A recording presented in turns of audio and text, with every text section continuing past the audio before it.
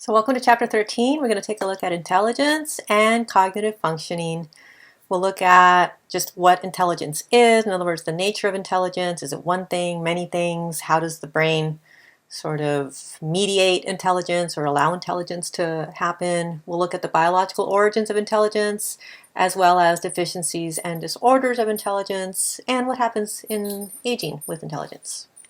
So let's take a look at the nature of intelligence. Intelligence is usually defined as the ability to reason, understand, and profit from experience, but that doesn't mean that there's not debate. What we are often familiar with is something called an IQ, that stands for intelligence quotient, and it's based on an average score of 100. So whatever population of individuals gets tested, their scores will be standardized, and whatever the average score is will have an IQ of 100. The higher the IQ, the better school and job performance is, the higher income and higher socioeconomic level in general. So these things are all positively correlated.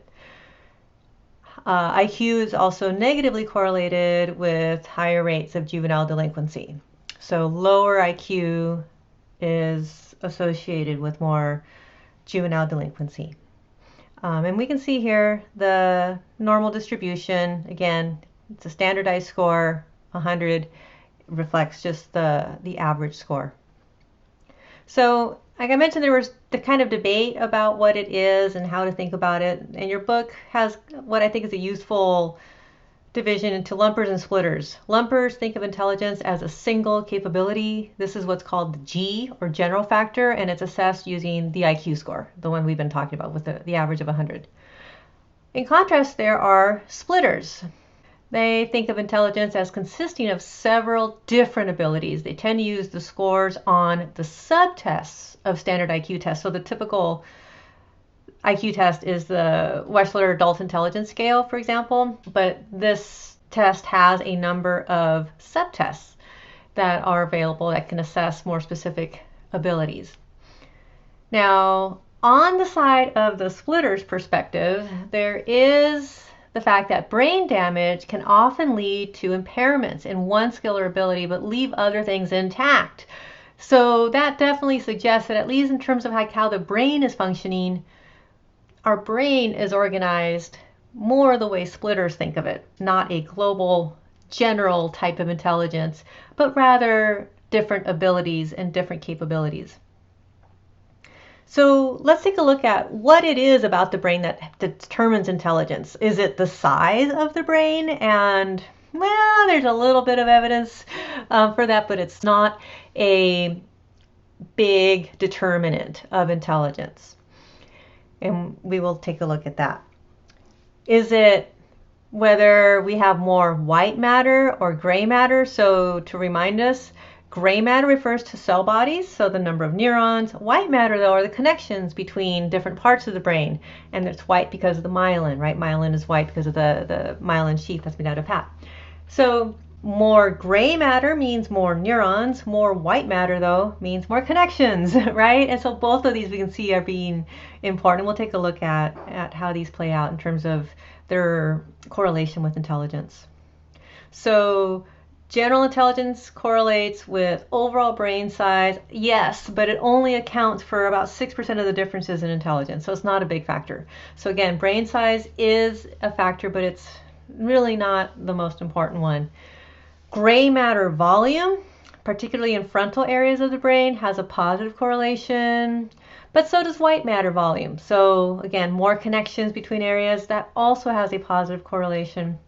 There are differences based on how the brain is organized as well that seem to correlate with intelligence. So having a thicker cortex and smaller, more narrow columns of neurons that maybe do more specialized activities, that is associated with higher intelligence. When we think of the columns, we talked about these during the chapter on vision, and it's the idea that a column of neurons will all process information together and kind of pass it on to the next neuron in line for more detailed processing.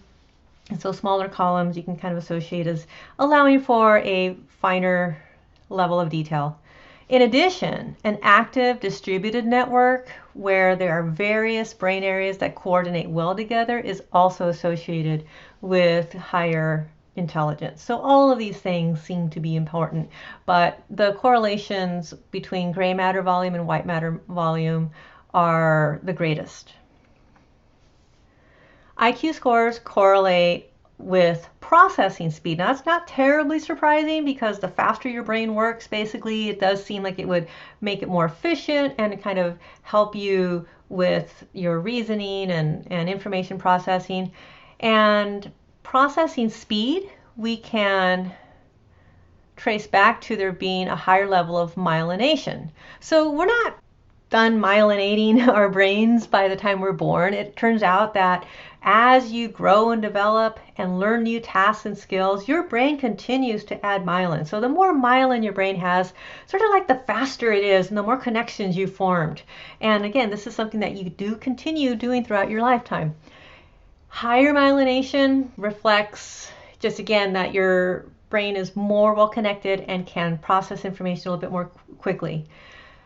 There's information that as processing speed increases, in other words, the faster your nervous system gets to process information, the higher the IQ score. So here we can see that if we divide people up into 5 different groups based on how quickly their nerve conduction happens, we can see that those with the fastest nerve conduction have the highest IQs. Let's take a look at how nerve conduction speed can be studied using visually evoked responses. Hi, in this clip I am going to show you how to record visually evoked potentials. We evoke EEG changes, but we're doing that by using a repetitive stimulus and creating an average. So for this reason, we have brought along this screen here which contains a flashing checkerboard. And every time there is a change in this checkerboard, there should be a change in my brain activity as well. So let me look at this for a few moments and see what signal we get. So now the signal that is coming from my EEG does contain changes, but they are so small that it is almost impossible to see them because they're still buried under so much noise. Well, all we need to do is just to keep repeating the stimulation over and over again, creating an average, and then adding it all up.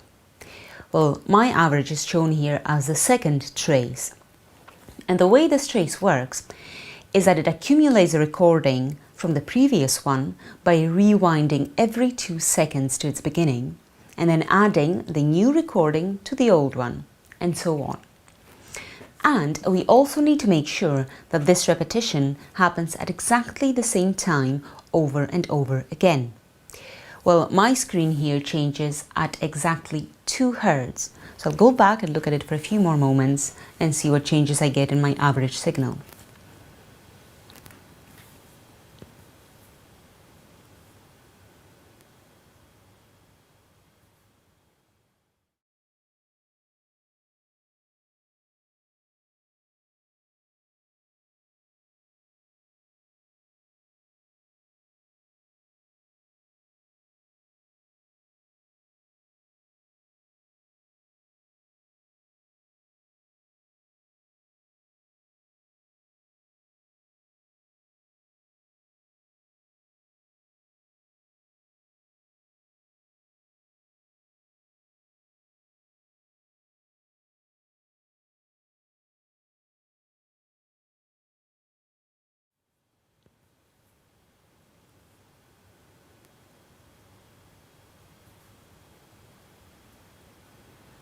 And indeed, as we can see,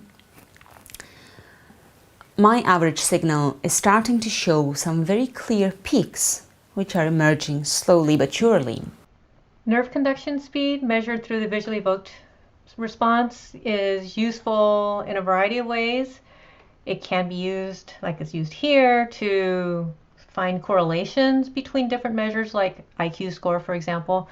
It is also used diagnostically in the case of multiple sclerosis, because of the loss of myelin seen in multiple sclerosis and how that leads to a slowing down of the visually evoked potential. So those peaks that we saw that occurred every time the checkerboard pattern changed, those will start lagging behind, and they'll happen slower and slower as the multiple sclerosis progresses.